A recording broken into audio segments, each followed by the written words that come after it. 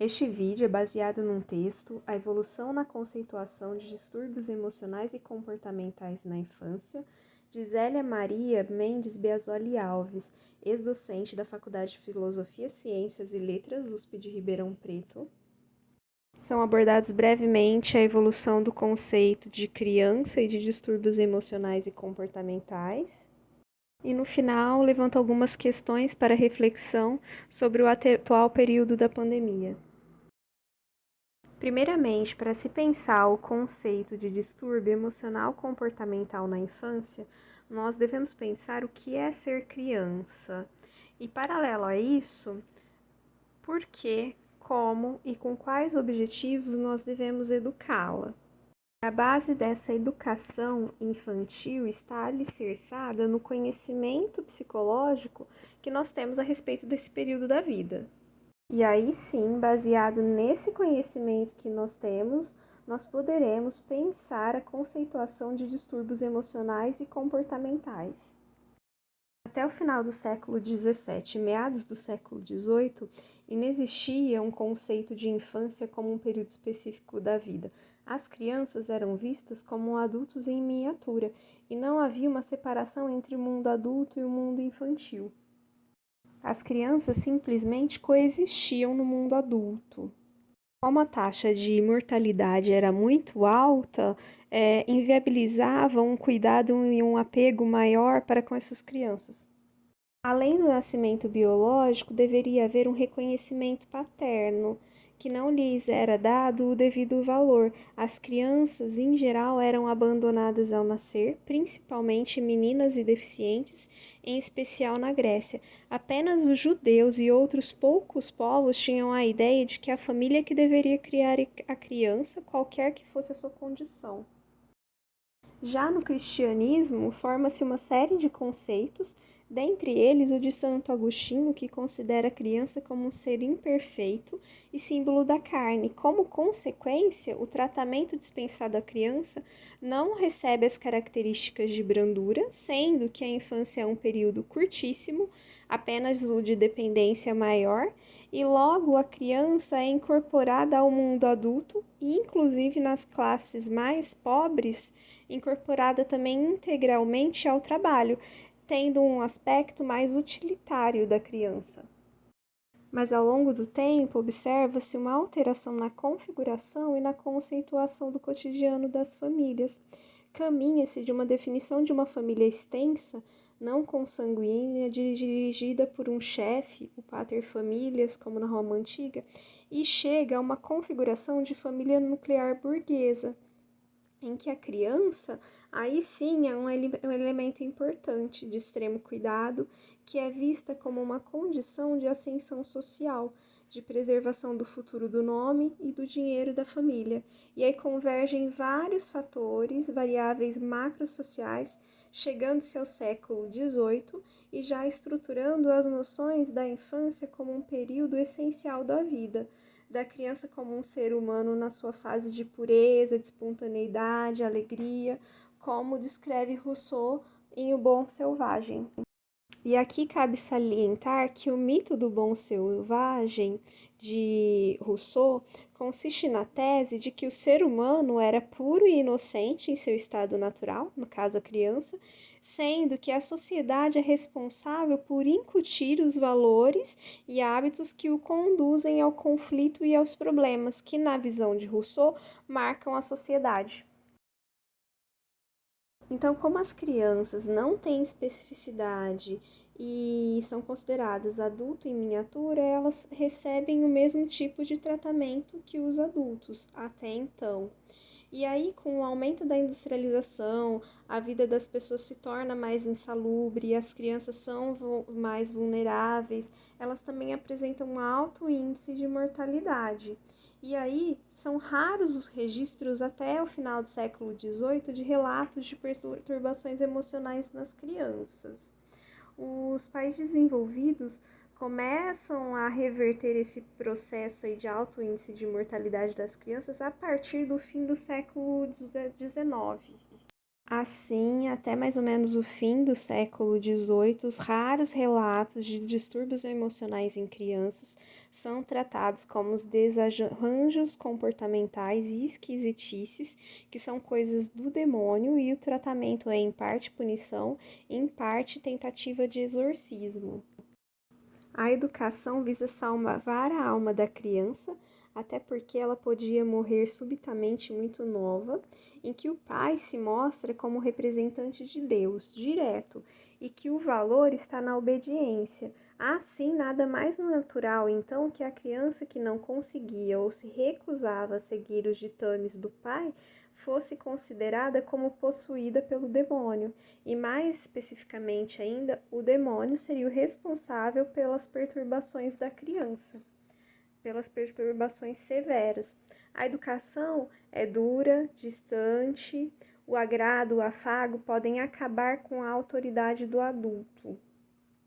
A partir da Revolução Americana, da Revolução Francesa, surgem os ideais de liberdade, igualdade e fraternidade, e aí busca-se resgatar as minorias sofredoras, dentre elas os enfermos, os doentes mentais, as crianças.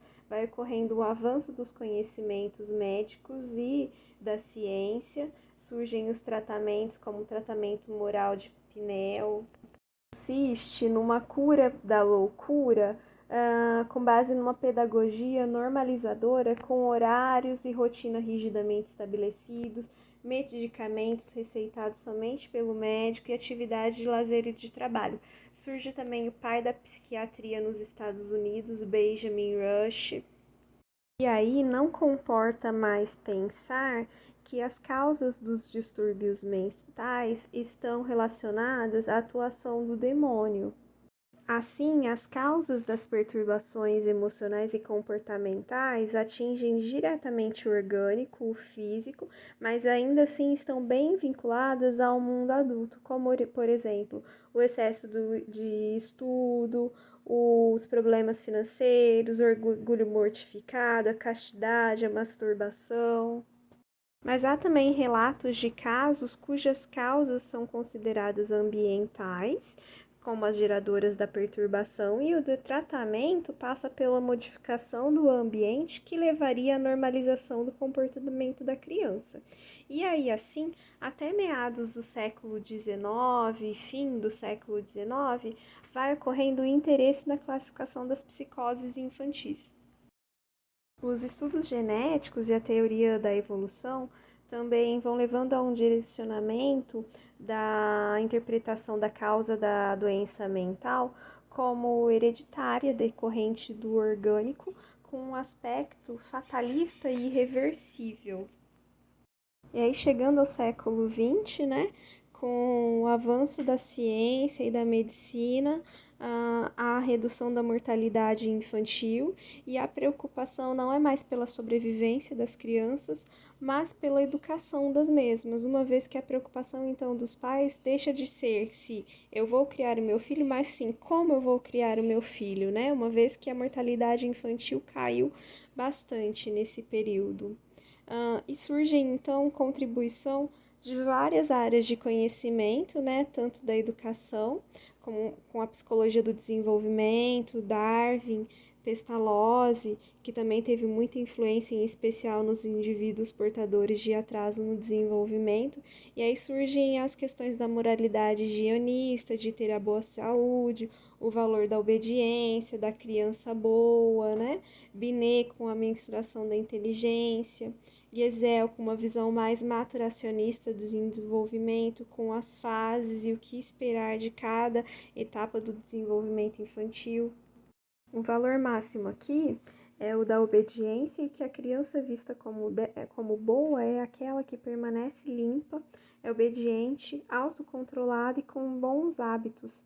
E o poder passa das mãos de Deus para as mãos do médico, o pediatra, aquele que agora é capaz de garantir a vida e de salvá-la. E isso torna um ar mais moderno e inquestionável de conhecimento científico.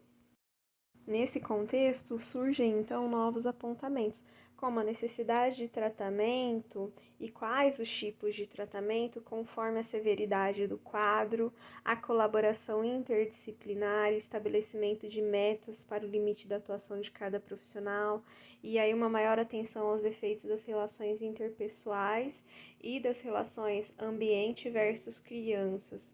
Também a influência do pensamento freudiano e piagetiano leva a alterações radicais na forma de conceituar o certo e errado na educação, o que é considerado desejável e indesejável como padrão de comportamento da criança, e assim surge uma moralidade nas necessidades naturais, na qual o valor da educação está em permitir que a criança se desenvolva segundo as suas inclinações, admitindo-se que nessa naturalidade está o cerne da normalidade.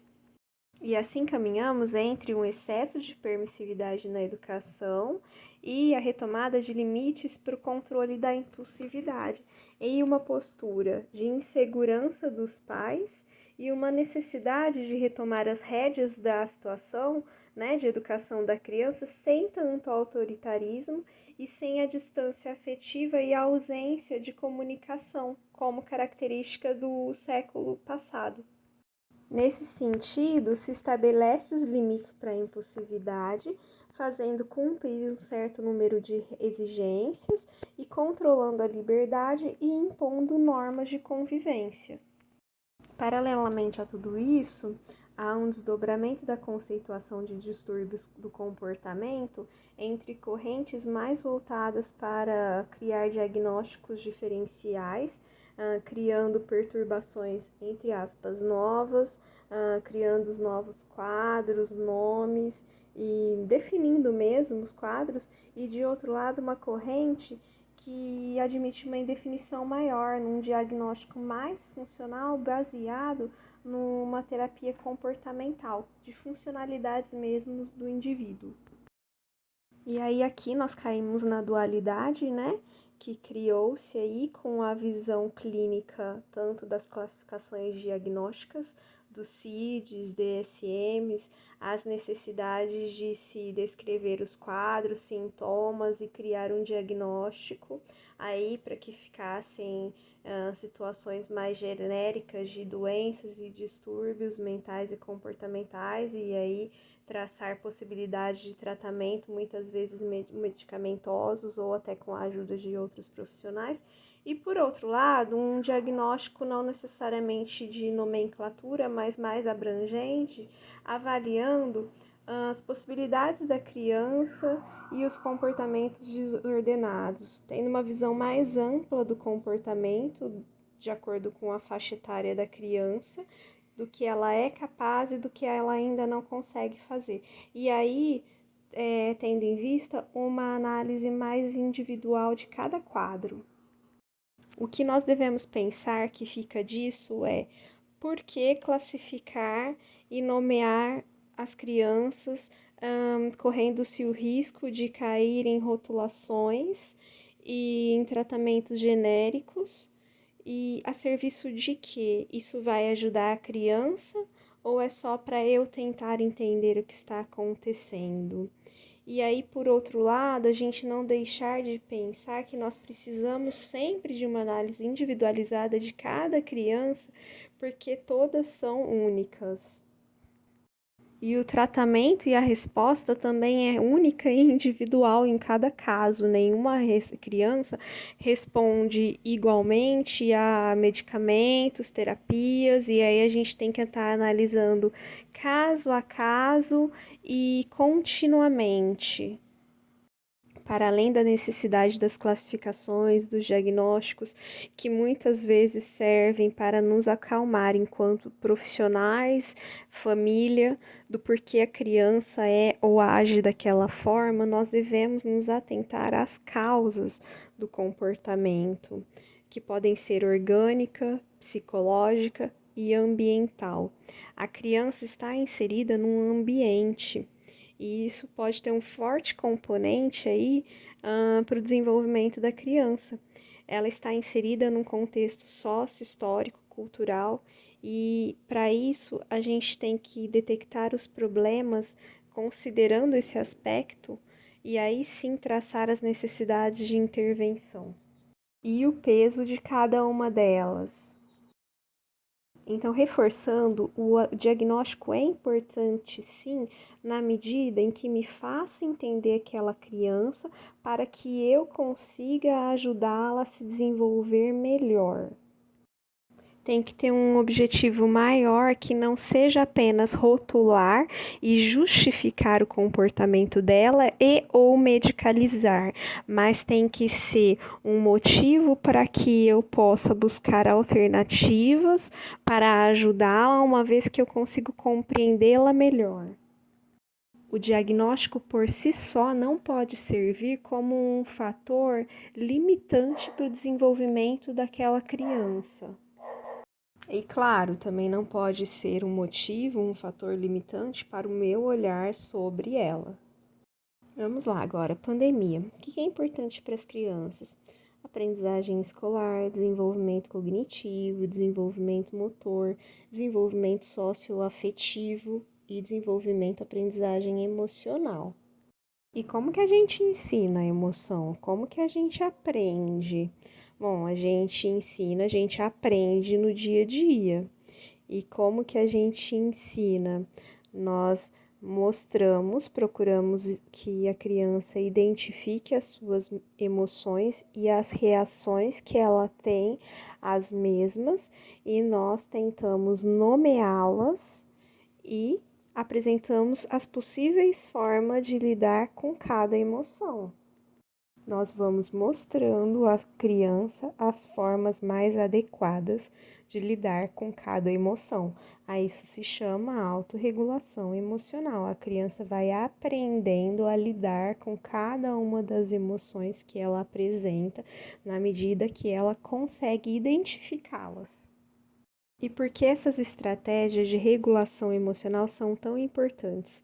Porque à medida que a criança aprende a administrar as suas emoções diante das dificuldades do cotidiano, ela tende a diminuir o risco para os transtornos afetivos, como depressão, ansiedade, além de também influenciar na duração e na recorrência de transtornos. Então, a autorregulação emocional é uma estratégia de controle e enfrentamento eficiente das emoções e se inicia com a tomada de consciência das emoções, com a observação das respostas fisiológicas e comportamentais às situações e aos eventos. E é muito importante o auxílio do adulto. A partir daí, identifica-se as emoções através da nomeação: raiva, medo, tristeza, alegria, e parte para a percepção do aparecimento da emoção e a necessidade ou não de controlá-la. Tem emoções que não necessariamente nós precisamos controlar. Por exemplo, a alegria, diferente da raiva, que às vezes a gente tem que controlar mesmo, tem forma mais adequada de manifestar, ou muitas vezes a gente não manifesta. Uma vez identificada, nomeada a emoção, é importante que nós entendamos a causa do afeto, por que essa emoção surgiu e o que poderia ser feito para que ela não ocorresse novamente. E aí partimos daí para o estabelecimento de metas e possibilidades de resposta para alcançar essas metas, de como a gente tem que agir diante dessas emoções ou quais formas não são adequadas e a gente tem que tentar evitar. E é claro que para os pais ensinarem os seus filhos a lidarem com as suas emoções, é importante, em primeiro lugar, que os pais saibam lidar com as suas próprias emoções e com as situações inesperadas, com as adversidades que ocorrem na nossa vida. E para isso, claro, é importante que os pais também tenham uma boa saúde, inclusive emocional. É isso que nós estamos querendo dizer aqui, para ensinar os filhos a terem também saúde emocional.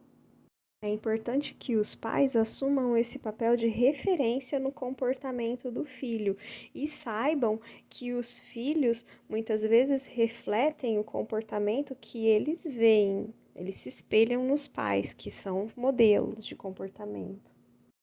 Assim sendo, na hora de lidar com seus filhos, os pais também têm que controlar os seus afetos, suas emoções e tentar passar segurança, acolhimento, conforto aos filhos, sabendo que eles podem apresentar sim, diante dessa mudança completa de rotina e que vai durar ainda um bom tempo, sinais de ansiedade, irritabilidade, tristeza, insônia, agitação, desesperança, desânimo. À medida do possível, os pais devem ensinar aos filhos que é possível aprender sim com as adversidades e, ao mesmo tempo, também ensinar a aceitação, que as adversidades ocorrem, que não é possível controlar tudo na vida. E isso faz parte da aprendizagem do próprio processo de frustração que ocorre na vida, né? E assim vai auxiliando os seus filhos também a reduzir a sua ansiedade. Forma de se verificar se esses sinais, essas mudanças comportamentais que a criança apresenta estão mais patológicas ou não, é a mudança da rotina. O pai vê que a criança está mais ansiosa, está mais desanimada, mais triste, mais paradinha, muda a rotina e vê se ele responde mais animado, mais interessado. E aí observa, se ele mudou, comportamento significa que não está patológico, mas ele está precisando de um redirecionamento dessa rotina. E aí também se faz importante, interessante, é o aconselhamento desses pais para lidar com essas situações, dessa mudança da rotina do dia a dia. Cabe salientar que crianças com maior capacidade de regular suas emoções são crianças mais flexíveis, que se adaptam melhor ao ambiente, com mais facilidade, inclusive para fazer amigos quando possível, né? E também algum contato afetivo com amigos, familiares pode ser mantido via tecnologia. Agora, para ajudar na rotina de restrição de muitas famílias e dos pais ao lidarem com seus filhos, seguem-se algumas recomendações para organizar melhor a rotina. É importante que os adultos discutam em conjunto as atividades prioritárias do dia a dia e estabeleçam horários para realizar as tarefas e as obrigações. Os afazeres devem ser preferencialmente intercalados de forma que as crianças recebam atenção e permaneçam sob supervisão quando necessário.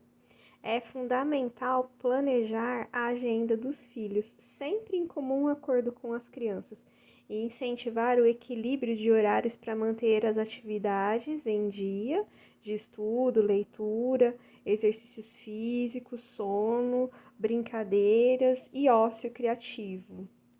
Tempo dos filhos em frente a uma tela, TV, videogame, computador, celular, deve ser limitado e deve sempre passar pela supervisão dos adultos. As crianças e adolescentes devem ser inseridas nas atividades domésticas, respeitando a capacidade de cada um de acordo com a idade, de modo a favorecer a autonomia e a maior responsabilidade. É importante incluir na agenda momentos para que a família possa estar unida de forma alegre, prazerosa, tentar realizar, por exemplo, refeições junto. E é importante intercalar períodos de atividade física dentro do lar em mais de um horário do dia, se possível fazer atividades em conjunto com a participação dos pais e dos filhos, estimulando a criatividade, criando circuitos com garrafas plásticas, pular corda, dança, dentre outras coisas. Como já dito, a tecnologia pode ser usada em favor de todos, estimulando as crianças, adolescentes a terem contato com os avós por videoconferência, com coleguinhas, amiguinhos de escola, sempre observando e supervisionando os contatos.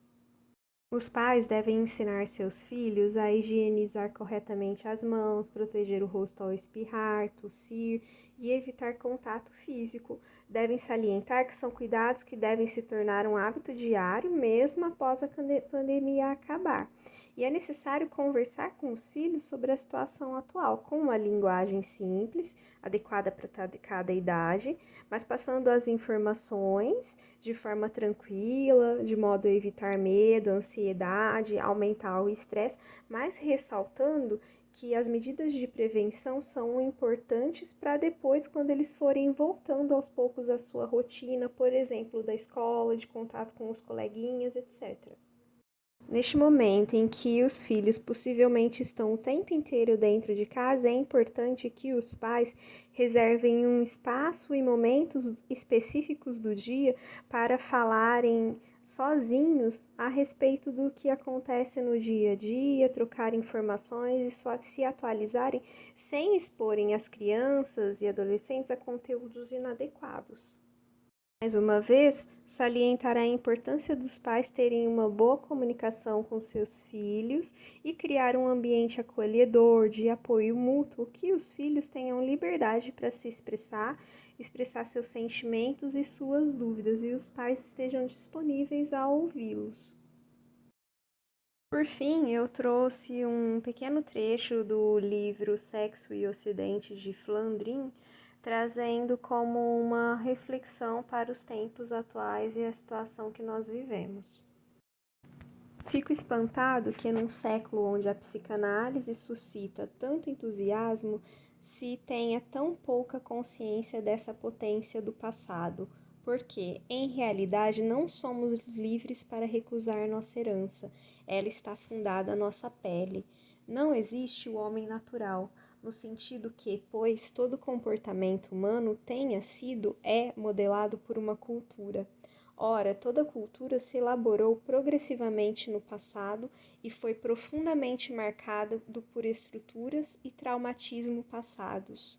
Por intermédio da literatura, da moral, do direito, da linguagem, mesmo das ciências, das técnicas, das artes, de tudo o que constitui nossa cultura, somos, desde o nascimento, invadidos subrepticiamente pelo passado, e não concedendo ao passado a atenção que ele merece, nos impedem de nos libertarmos dele.